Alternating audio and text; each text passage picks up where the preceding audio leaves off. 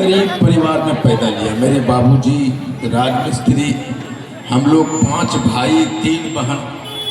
बहुत मुश्किल से मेरे घर में मेरी माँ के लिए खाना बचता था। हम लोग मार पीते थे। मेरे मन में हमेशा होता था कि गांव वाले लोग सब चप्पल पहनता है, जूता पहनता है, मेरे पास जूता चप्पल नहीं हुआ करता था। तो मैंने अपने बाबूजी के पॉकेट से 5 रुपया चुराया। 6 महीना दूर है पूजा, लेकिन 5 रुपया मैंने बाबूजी के पॉकेट से चुराया। और उस पैसा को कोई देखे नहीं, मेरी चोरी नहीं पकड़ी जाए, तो मैं पैसे को अलग अलग जगह पे छिपा के रखता था। लेकिन सबको पता चल गया था कि ये 5 रुपया चुराने वाला चोर कौन है। मेरे घर में सबको पता था। जिसलिए मैंने 5 रुपया चुराया, वो दिन आ चुका था।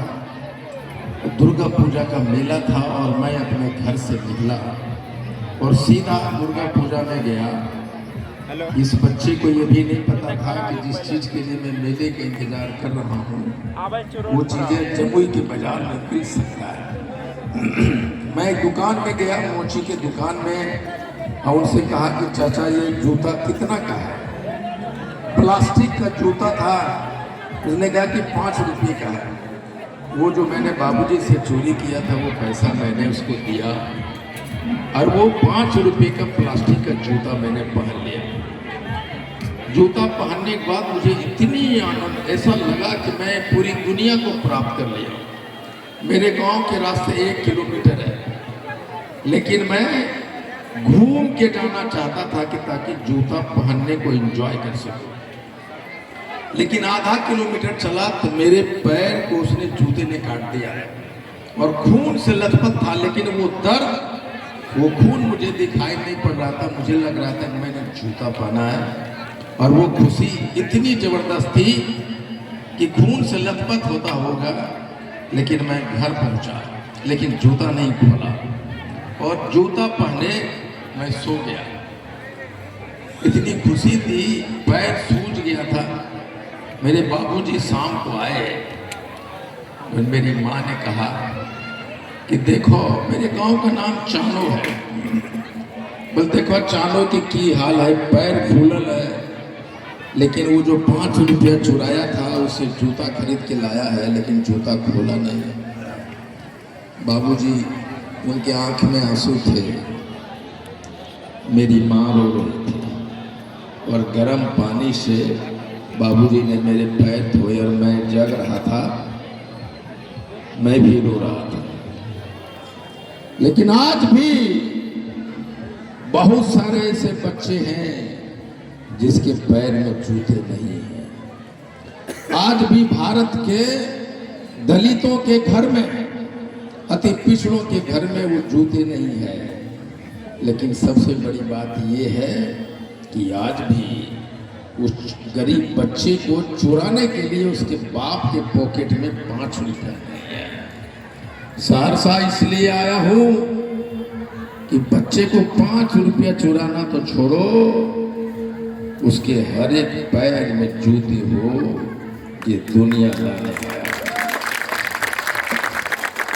ध्यान रखिएगा, एक तरफ दुनिया की कभी भारत की सारी संपत्ति 11% लोगों के पास में होती थी और महज ये 11 सालों में ये मोदी की सरकार ने देश की सारी संपत्ति 1% भी नहीं, 0.5% लोगों के पास जमा कर दिया है।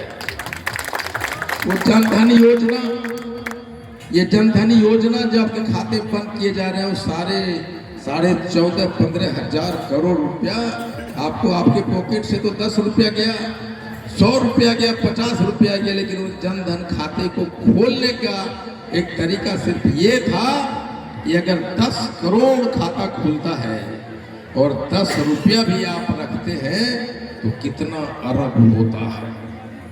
ये पैसा लूटने का जबरदस्त स्कीम हर जगह मोदी जी ने लाया। अमीर अमीर होते चले गए और गरीब गरीब होता चला गया, उसकी बदलाव के लिए सहर्ष आया हूं। तेजस्वी यादव जी को, अगर तेजस्वी यादव जी इस बार मुख्यमंत्री नहीं बने, एक बार फिर आईपी गुप्ता जैसे गरीब बच्चों को अपने बाप से 5 रुपया चुराना पड़ेगा और इंतजार करना पड़ेगा मेला का, जहां मोची की दुकान से वो जूता खरीदेगा। इसलिए तेजस्वी यादव जी को मुख्यमंत्री बनाना हमारी आपकी जरूरत है, मजबूरी है, जिम्मेदारी है। इसलिए तेजस्वी यादव जी ने मुझे भेजा है यहाँ, इसलिए लालू यादव जी के अधूरे सपने को पूरा करने, तेजस्वी यादव जी को मुख्यमंत्री बनाने यहाँ आया हूँ। और जब मुख्यमंत्री तेजस्वी यादव जी बनेंगे, एक बार जब मुख्यमंत्री लालू यादव जी थे तो उन्होंने आडवाणी के रथ को रोका था, और जब तेजस्वी यादव उसी लालू यादव जी का बेटा है, जब मुख्यमंत्री बनेंगे तो नरेंद्र मोदी का बिहार से रथ रोकेंगे। इसलिए आपको एक बार करनी उठाना है। लालटेन का छोटा भाई लाया हूं, करनी लाया हूं, राजमिस्त्री का बेटा हो। इसमें से बहुत लोग राजमिस्त्री का बेटा होगा, राजमिस्त्री होगा, वही करनी की कमाई से आईपी गुप्ता के शरीर के रगों में खून बह रहा है।